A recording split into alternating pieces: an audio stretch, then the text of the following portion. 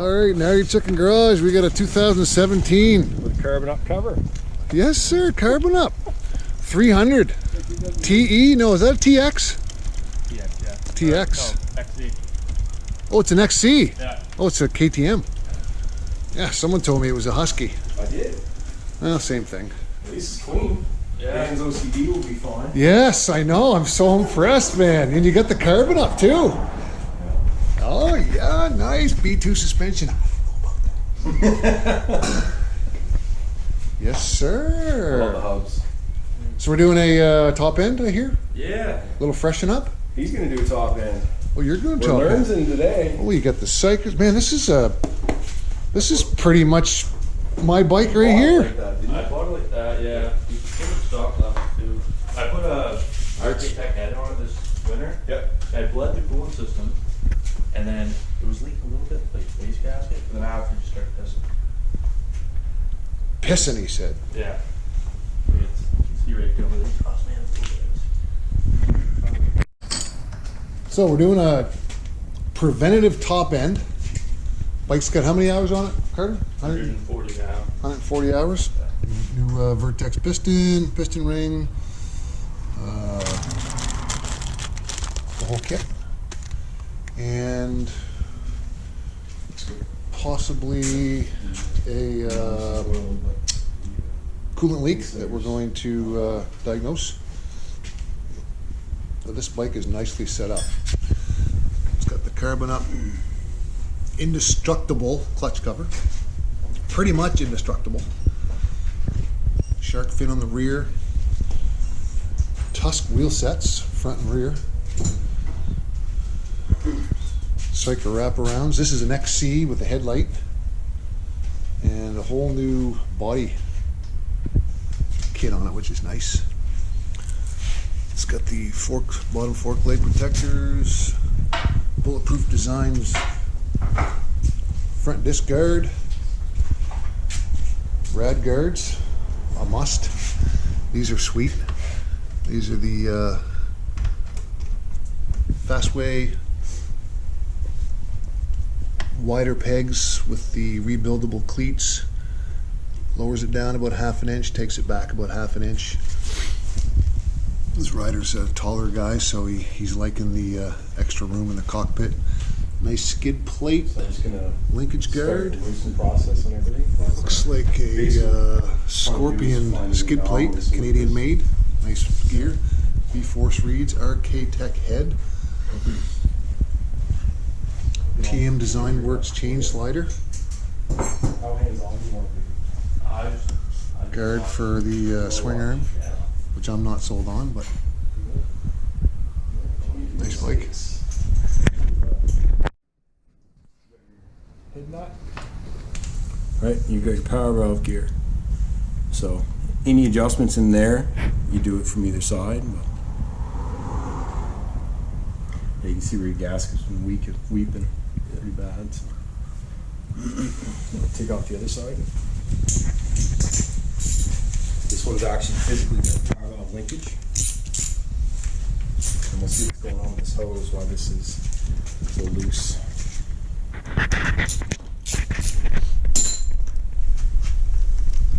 See this? Oh, jeez. Just the whole connection, like the nipple's loose. Yeah.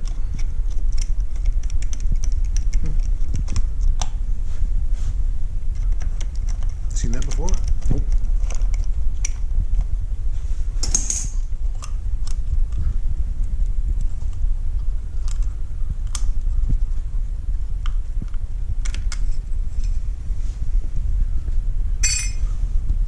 So let's just thread it down in. So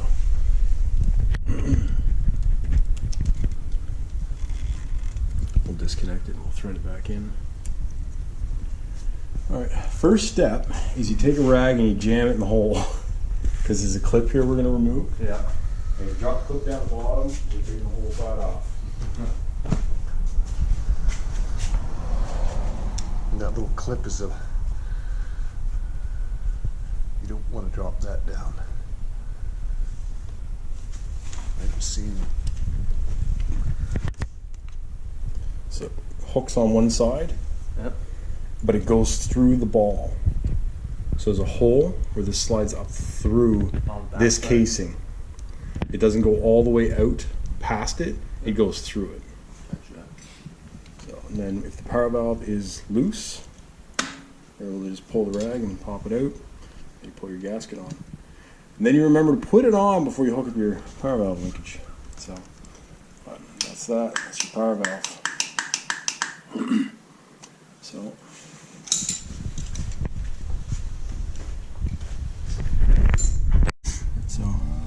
So cylinder looks good. cylinder looks good. And now we're playing, Steve's playing with the Just had it till you put the camera on it. wrist pin clips. Fighting with the first one on the bench, which is supposed to be easy. Yeah, absolutely. It's always easy until they're not. Just waiting for that nice blink sound. How'd the piston look? Did you clean that off? Yeah, a little bit, but didn't scrub it or anything. Man, Yeah, no. that's wicked.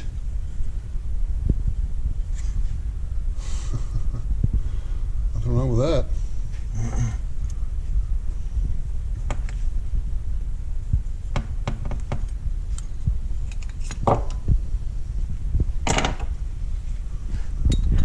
About it. There's not a lot else I could do without. So you got the Valving. second clip in. Took a few attempts, but and this is not his first rodeo either, but still took a few attempts. We had some pins flying. Finally got it, eh? Yeah, finally got her. Persistence. Cylinder's man. going back on. Persistence. Lube the inside of the cylinder a little bit. Now it's just a matter of squeezing the. No, it's basically I just gotta hold my tongue on the right side of my mouth and blink 3 times and rub my belly. It's that definitely helps. Give me a reach on it if you want. Alright, come on.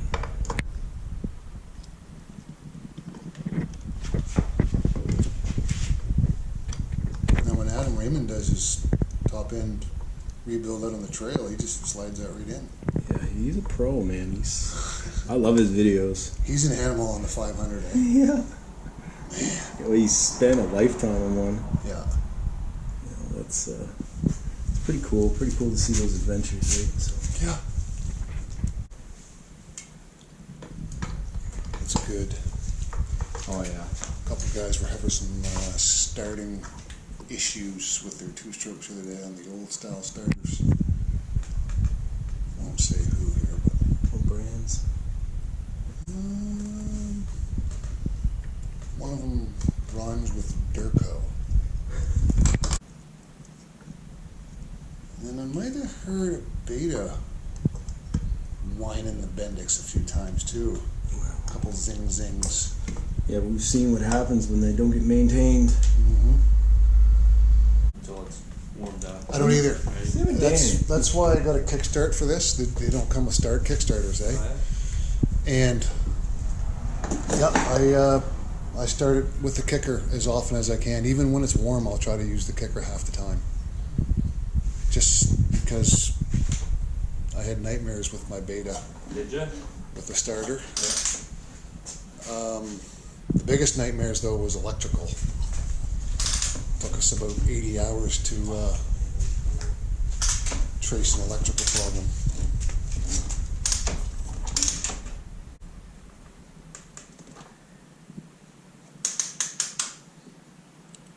So what are you doing now, Steve? You're gonna measure. Usually you have the side piece off so you can hand bar it back and forth. It's near impossible to get it perfect with the kickstart, but You want to try and find top dead center so it's completely even to measure. I think we need to go one thicker on the base.